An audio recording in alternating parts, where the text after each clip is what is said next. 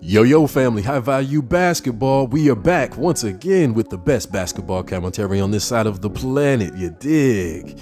Yo, preseason is still kicking, man. We got the Orlando Magic versus the Memphis Grizzlies, and it was a beautiful game to watch, man. They had a couple highlights that we got to talk about, and of course, we got our potential rookie of the year showing up, Paolo Banchero. He's out there doing his thing as well, and yeah, man, it was a beautiful game.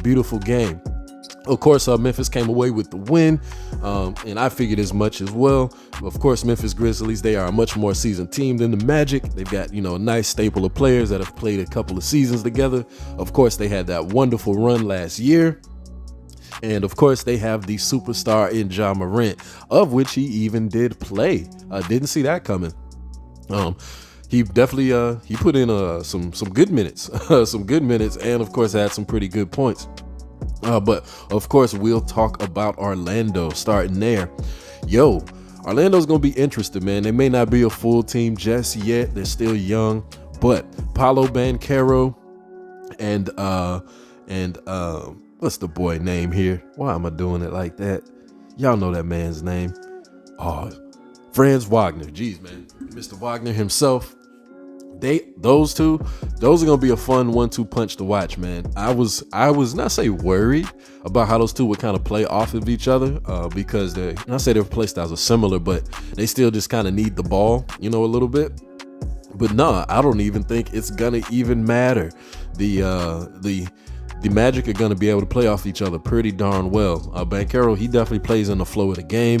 I like the way the dude moves, man. Like, he really, really has some superstar potential in him. He's very poised. His body movements, his size. The dude is ridiculous. I know they always said the dude was big, but, finally seeing him out there against NBA talent, yeah, he's kind of got that LeBron effect going where he's just an oversized human, like not just a tall person. He's an oversized human, like he's scaled to size bigger than other people. So he's definitely going to use that to his advantage because he clearly knows how to.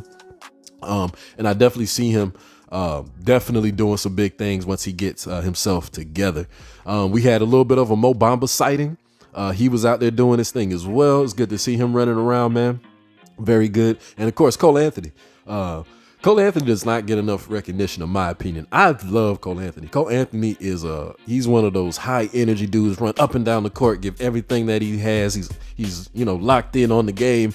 Y'all probably know him from a couple of his funny post game interviews, where he's being extremely candid, after they had like a 17 game, loss streak or something like that. He's like, yeah, man, we finally won one, boy. Like, he's going crazy out there. Like, he's just keeping it real, man. Just having some real funny hot takes about the team and himself. So he's coming back this year, charged and ready to go, man. And I definitely see him basically being one of the leaders, if not the leader of the team, kind of on like a heart and soul kind of thing, because he lays it out. Like, he was out there laying it out just for the preseason game. What else here? Wendell Carter Jr., he was not that good. He was a -18. Good Lord. But of course, that's just growing pains. And then we got a Bull sighting as well. He had a couple minutes. I said this earlier, man. This is a tall team. They have a lot of tall players, and I do believe that if they figure out the right rotations, right defensive scheme, this team will be able to make some stuff happen, man, for real. And of course, shout out to Terrence Ross putting out 12 points for the veteran savvy position that he plays on the team. Memphis Grizzlies, of course, they pulled out the win. I was surprised. They played a nice handful of minutes for the starters. Ja Morant was out there for a minute. He put in a good 22 points, had him a crazy 360 dunk on a fast break. We got Devin Brooks out there. He was crazy enough for +12, even though his shooting is still shaky at best. But that's one of the reasons why shooting isn't everything. If you have more of that Draymond Green effect on the game, you can still keep your running time, and that's what he's out there doing. Adams was out there being big. He didn't score too much, but he was a big presence. Aldama was wild, Joe, with 21 points. So he was second behind Morant. I did not see this man coming. I don't know if that was a product of it being a preseason game or if he's going to be a crazy little X factor. So I can kind of see that happening. But in general, the Memphis Grizzlies team, they look good, yo. They look definitely a cut above the Magic, of course. Their offensive schemes are pretty good.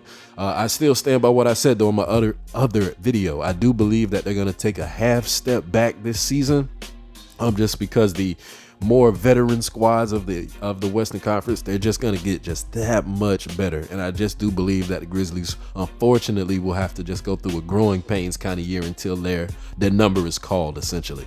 But yeah, decent game. Of course, Grizzlies for the win. Like I say, John Morant with a 360. Paolo with the crazy highlight dunk as well, with the super good footwork. I'm excited to see how he's going to continue to put that into play. And yeah, man, again, basketball is back. High value basketball. Like, share, and subscribe. Until the next one. Peace.